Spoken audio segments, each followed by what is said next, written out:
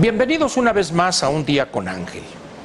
El tema del cual voy a comentarle hoy es un tema que usted conoce perfectamente. Es más, diría que es un tema con el cual usted está completamente familiarizado.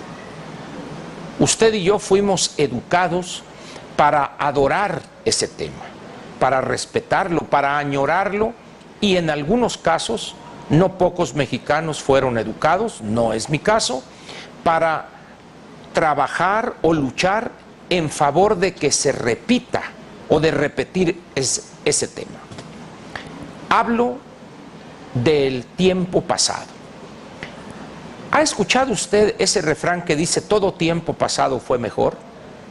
Algunos de sus cercanos, amigos, familiares, colegas, ¿han dicho alguna vez delante de usted, no hombre, ¿cómo es posible si esto hace 5 años era baratísimo?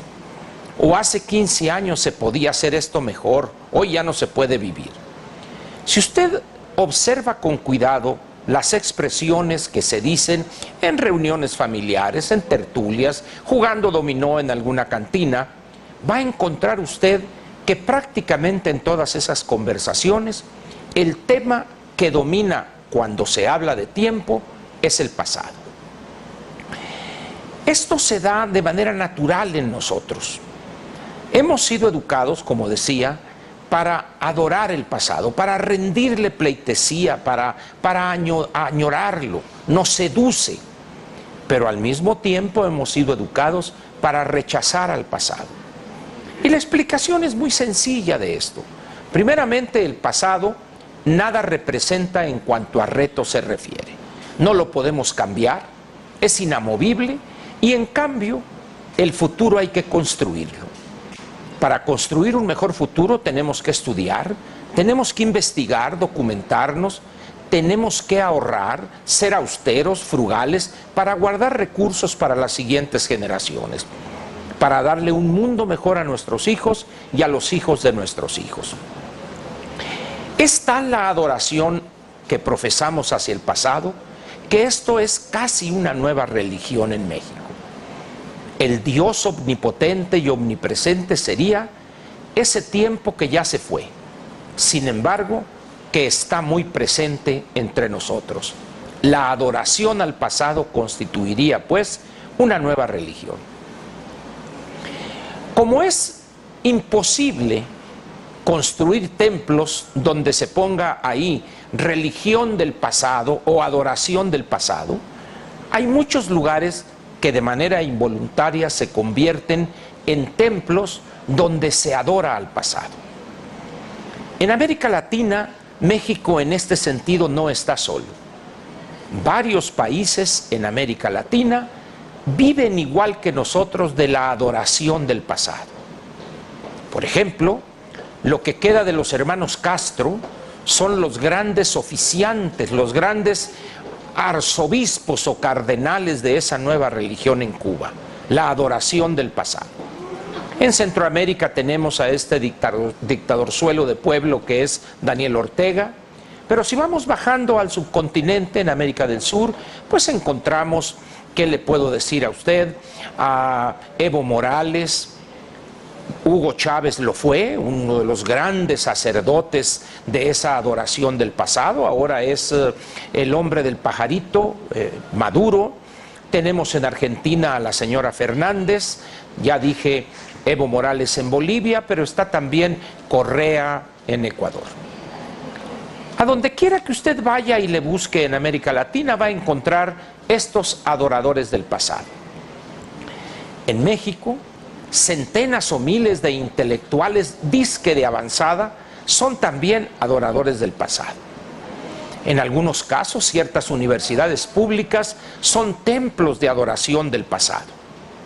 No digo nombres para que no se molesten 2 que 3, porque ya sabe que hablar mal de alguna gran universidad en este país es casi una ofensa, es un crimen de lesa patria. Pero usted imagine a qué universidad me refiero.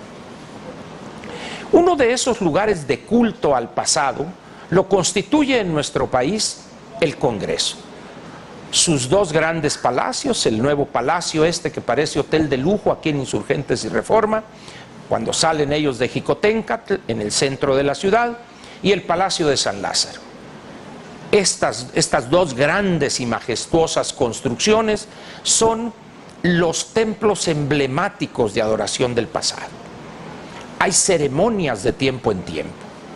Un conjunto de esas ceremonias lo constituyen las comparecencias de los secretarios del gabinete del gobierno en turno.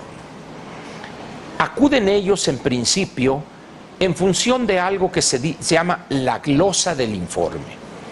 Nunca una palabra estuvo tan mal empleada, porque yo no creo que se aplique aquí correctamente el significado de la palabra glosa.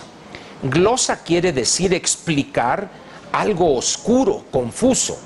Sin embargo, los secretarios no acuden a una glosa, aun cuando dicen que van a la glosa del informe.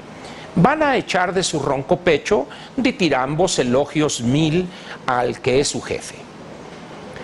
Pero en esas sesiones, en esa comparecencia, que algunas veces es en el pleno, otras veces ante comisiones, son casi ritos sagrados de adoración al pasado. Cuando usted se pone con cierta seriedad a ver la transmisión del canal del Congreso de esas comparecencias, se siente usted remontado a aquellos gloriosos años de los presidentes Ruiz Cortines y López Mateos.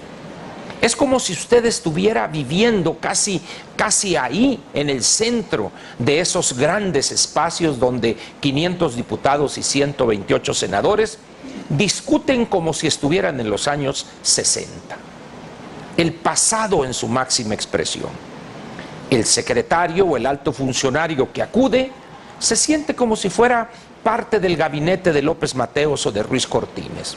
Sus gestos, su lenguaje, su vocabulario, los elogios alambicados y almibarados hacia su jefe, las preguntas de los legisladores, el lenguaje que ellos utilizan, también pertenece al pasado y en algunos casos, no pocos, al antepasado. Hay algunos ejemplares de estos 628 legisladores que no están ni siquiera en el pasado, en la época quizá de Echeverría o de, no sé, López Mateos, Díaz Ordaz, no. Están en los años 30 del siglo pasado. Por eso digo que son los representantes del antepasado. Sin embargo, usted los verá con rasgos de modernidad. Si usted observa sus trajes, sus camisas, encontrará que están cortados a la medida. Les cae perfectamente el saco, la camisa con el cuello acorde con las dimensiones de su pescuezo, corbatas de marca, evidentemente, lociones caras. En el caso de las damas, pues tiene usted bolsas de marca, las 3, 4, 5 famosas, y ahora les ha dado por usar eso que en francés se llama el foulard, es esa cosa que se ponen en el cuello, que la usan como chal. Entonces todas en un clima como este, que es lo menos apropiada a esta prenda, pero se ven elegantes, se ven modernas. A excepción hecha de estos detalles de modernidad, entre comillas, todo lo demás huele a naftalina, huele a acedo. ¿Qué podemos hacer frente a esas muestras de adoración del pasado? ¿Qué le puedo decir? Porque la respuesta es muy sencilla: nada. Si nos atenemos nosotros a lo que vemos e incluso a la llegada y la conducta de nuevos funcionarios, pierda usted toda esperanza, como hemos mencionado en algún programa anterior, como escribió Dante Alighieri en aquella parte de la entrada al infierno. Los que aquí pierdan toda esperanza. Bueno, así pierda usted esperanza. Al menos esos que aparecen ahí no van a construir el futuro. Esos funcionarios que van ahí tampoco, porque son más jóvenes que los de la época de Ruiz Cortines y López Mateos, pero piensan igual. Son viejos en mente, en lenguaje, en propuestas. Le puedo decir que al final de cuentas estamos inermes ante ellos.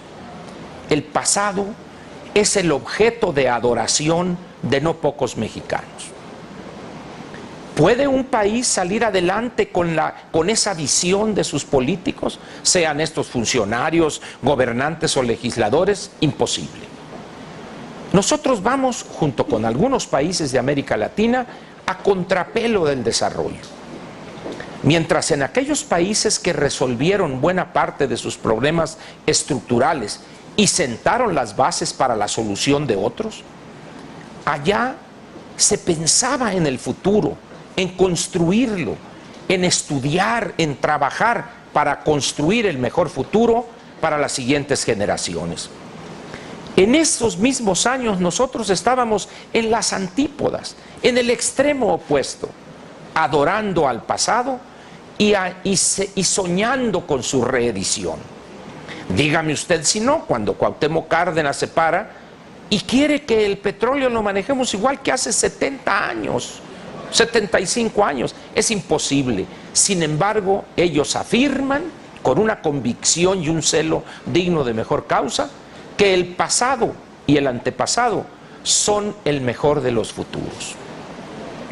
Si usted ve pues esas transmisiones del canal del Congreso donde comparecen los secretarios, en los últimos días han estado tanto en la Cámara de Diputados como en el Senado de la República, la secretaria Rosario Robles, los secretarios de Gobernación, de Hacienda.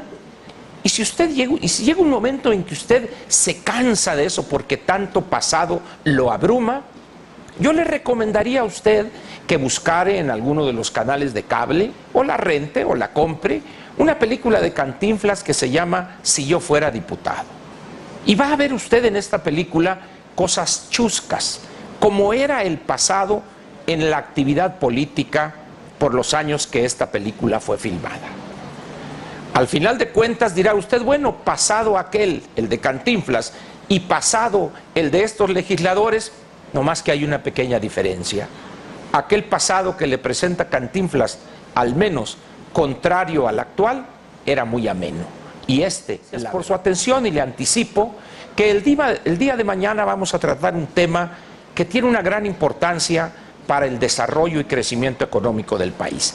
Vamos a hablar del papel de la banca central, específicamente de Banco de México, como consecuencia del premio que le ha sido otorgado al doctor Agustín Carstens como banquero central del año. Mañana pues hablaremos de política monetaria, de banca central y, repito, del papel tan importante que ha jugado el doctor Carstens. Le agradezco a usted su atención y aquí lo espero mañana en Un Día con Ángel en Excelsior TV.